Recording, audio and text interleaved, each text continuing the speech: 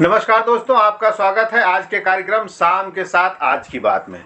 दोस्तों, जैसा कि आपको पता है कि पूर्ववत साहित्य विषय पर हमारी चर्चा निरंतर चल रही थी।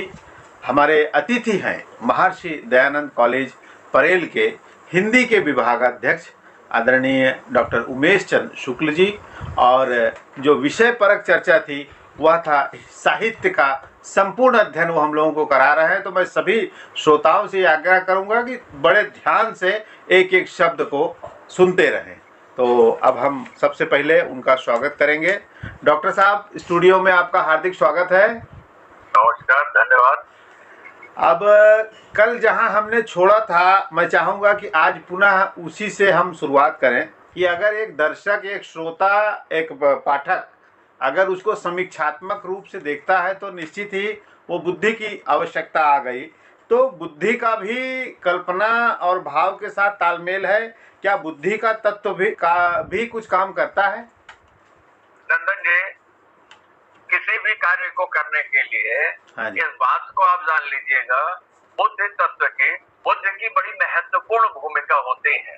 हाँ। भावना तो है, भावना तो है, बिल्कुल और हम कल्पना भी कर सकते हैं, बिल्कुल। लेकिन कितना भाव में, हमारी भावना में कितनी कल्पना मिलाई जाए कि भावना आहत भी न हो, भावना का अक्षत सौंदर्य बना रहे, भाव कहीं से भी क्षतिग्रस्त नष्ट न हो, क्योंकि भाव का कौमार्य ही उसकी शक्ति है। बिल्कुल। तो इसके लिए जो है महत्वपूर्ण भूमिका आ जाती है बुद्धि की। हाँ जी। है कि नहीं? हाँ। और बुद्धि का जो संबंध है वो किससे है? तथ्यों से है, विचारों से है, सिद्धांतों से है। इस तरीके से बुद्धि का महत्व जो हमारे लिए साहित्य में इस बात पर निर्भर करता है, क्योंकि बुद्धि ही साहित्य को कलेवर आकार प्रदान करती है कि नहीं? भाव का और शब्दार्थ का कितना औचित्य, किस शब्द का किस जगह कैसे प्रयोग किया जाए, इस औचित्यपूर्ण ढंग से प्रयोग का निर्धारण कौन करेगा? तो बुद्धि ही करेगी। बिल्कुल। है कि नहीं? अरे भाई, इमारत बनाते हैं, कितना सरिया लगेगा, कितना उसमें बालू लगेगा, कितनी रेती लगेगी, कितना उसमें सीमेंट लगेगा, कितना ये केमिकल लगेगा, कितना पानी लगेगा, कौन सी मशीन लगेगी, कितने लेबर लगेंगे, कितना समय लगेगा। तो जैसे वास्तु का मैंने कहा, तो साहित्य के लिए तो ये बुद्धि की महत्वपूर्ण भूमिका होती है। इस बात को आप जान लीजिएगा कि ये बुद्धि करती क्या है कि भाव के लिए एक जमीन तैयार करती है। हमने जो अनुभव किया, तो उसके लिए क्या करेगी? उसका साधारणीकरण करेगी और एक आधार, एक भूमिका निर्माण करेगी, एक जमीन तैयार करेगी। ऐसी स्थिति में ये जो कवि है, लेखक है, वक्ता है, वो उसके अभिव्यक्ति का जो दृष्टिकोण है समुचित रूप से अच्छी तरीके से हमारे सामने व्यक्त हो सके, इस भूमिका का निर्वाह कौन करेगा? तो ये काम तो बुद्धि का ही है ना।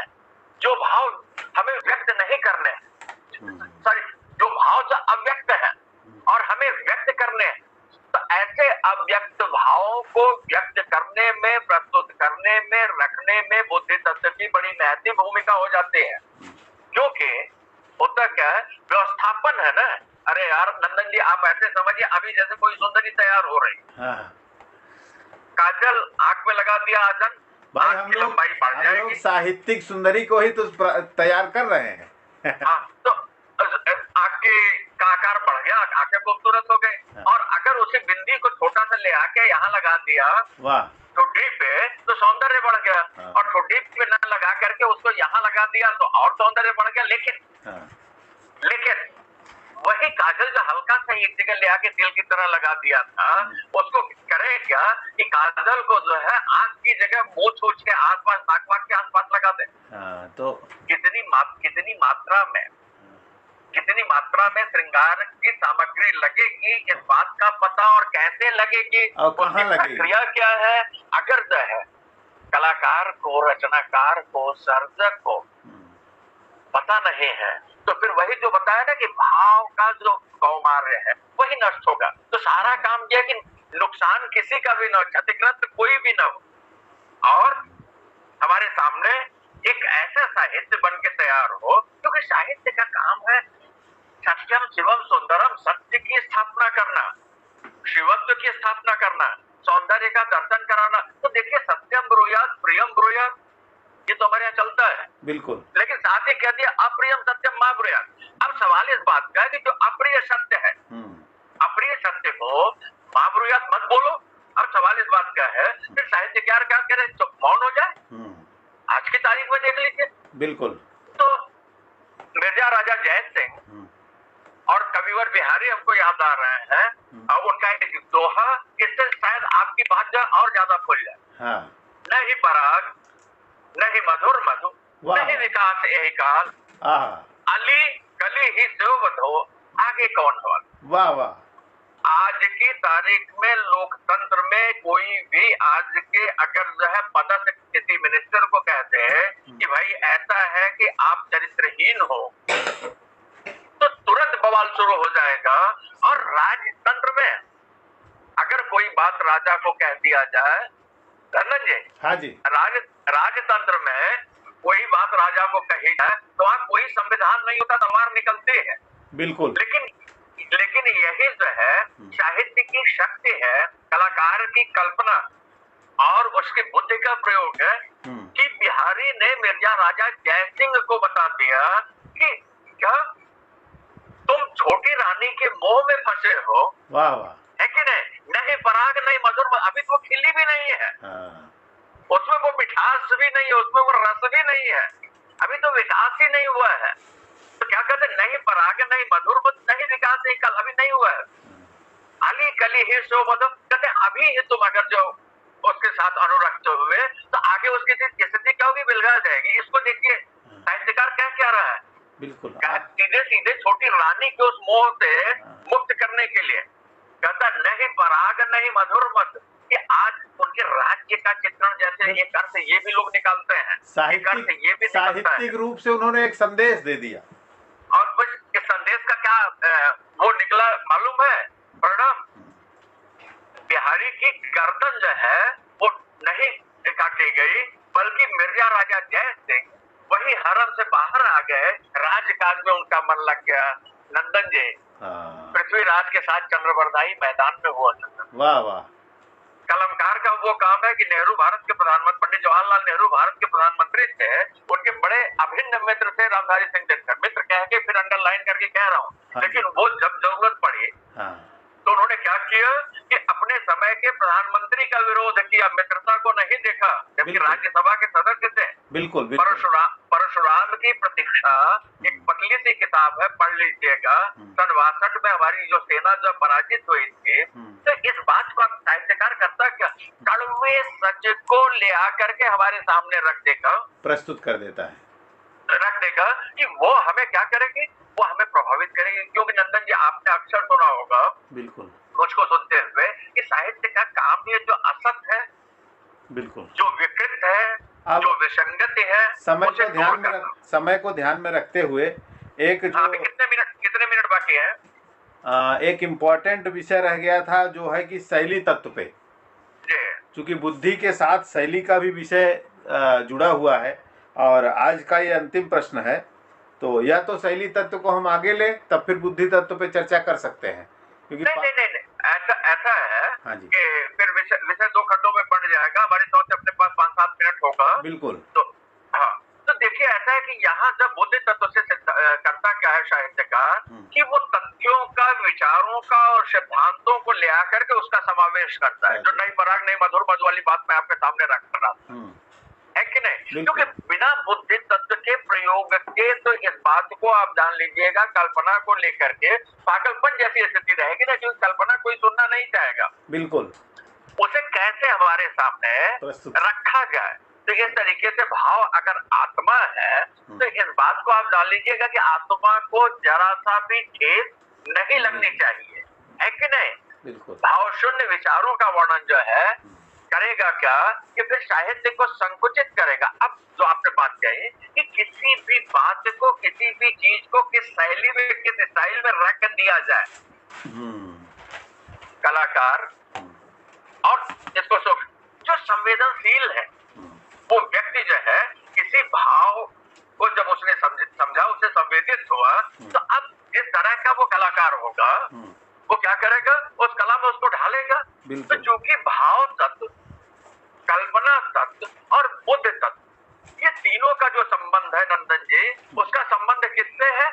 व्यक्ति की अनुभूति से है, बिल्कुल है कि नहीं? हमने जो अनुभूति किया है उसका संबंध उससे है। लेकिन अब सवाल इस बात का है कि इसको ले जा करके इस बात को ऐसे समझ लें कि भाव हमारे कितने भी उदात्त हो, उच्च हो, पवित्र हो, महान हो, आदर्श हो, है कि नहीं? और लेकिन अब उसका अगर संयोजन अच्छी तरह से न हो, सबल तरीके से उसे प्रस्तुत नहीं किया गया, तो ऐसी स्थिति में भाव की जो उदात्तता है, भाव की जो उच्चता है, भाव की जो श्रेष्ठता है, वो क्या होने लगेगी? कम होने लगेगी। तो ऐसी स्थिति में कवि या साहित्यकार करता क्या है? शैली की जब बातें होती है तो यहाँ शब्दों का चयन, शब्द भंडार, अलंकारों का चयन, अलंकारों और छंदों का उपयोग, प्रयोग इत्यादि काव्य शास्त्री जो सिद्धांत हैं, उन चीजों को ले आकर के हमारे सामने रखता है। इस तरीके से कह लीजिए तो काव्य के जो तीन भाव, कल्पना और बुद्धि, इनके पास जाए तो ये उसके प्राण है, ठीक है? लेकिन बाहर जो दिखाई पड़ता है, जिसको शरीर, अभी आपने कहा शायद सही कहा या तो शरीर कहा, तो आपने जो कहा शरीर, तो ये शैली जो है काव्य का या कला का वो शरीर तत्व है। तो जैसे बिना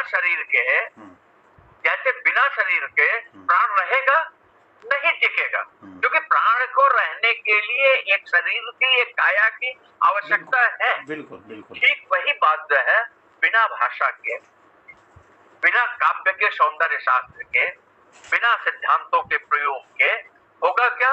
होगा ये कि शरीर ही नहीं रहेगा, तो फिर हम अपने भावों को संप्रेषित करने में असमर्थ रहेंगे। इस बात को ऐसे समझ लीजिएगा कि भाव पक्ष और कला पक्ष, भाव पक्ष और शैली पक्ष, तो ये जो शैली है, जो भाव पक्ष और कला पक्ष जो आप तो पढ़ने पढ़ाने में पढ़ते रहे हैं, तो यही शैली है, क्या है? यही कला पक्ष है। और ये दोनों जो है पुष्ट होना चाहिए, प्रौढ़ होना चाहिए। शब्द सौंदर्य, इस बात को भी मैं प्रायः कहता हूँ, काव्य में क्या होना चाहिए?